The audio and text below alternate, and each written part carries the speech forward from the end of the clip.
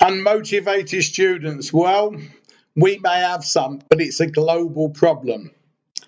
Equally, we know the research is pretty extensive. If students are more motivated, they give better attention, better engagement, and tend to do better. The question is, how do we bring this about?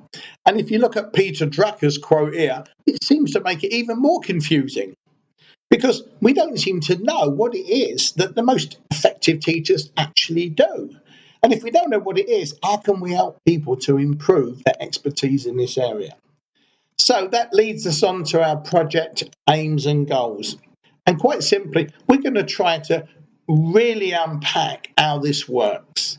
So the word pedagogy intervention sounds kind of a bit dramatic. It's essentially looking at our practices, the way we teach, looking at what works well, and relating it to questions like, does this practice make students more intrinsically interested, motivated in their learning?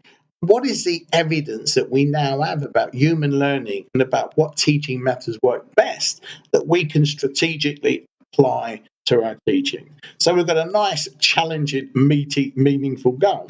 And there's more.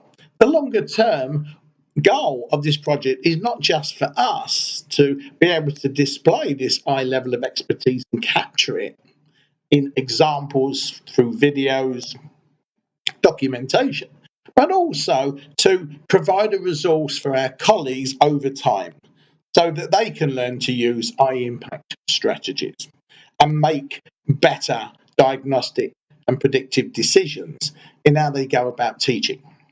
Building what Hargreaves and Follen referred to as professional capital, institution-wide expertise. Here's the basic underpinning pedagogic theory. Intrinsic motivational theories, you've probably heard what's been going around the poly self-determination theory and the attribution theory, which essentially is Dweck's growth mindset. This will be fully explained in this online tutorial anyway. Evidence-based teaching, well, if you read my recent book, you will know this well. If not, don't worry, I'll package it nicely for you. And what we're going to do, we're going to design, we're going to use and evaluate high impact, intrinsic motivation, evidence-based teaching strategies with the longer-term goal of building professional capital. Well, what have we got to show at the end of 2 years? Have a look at that. 2 international conference papers, pretty easy.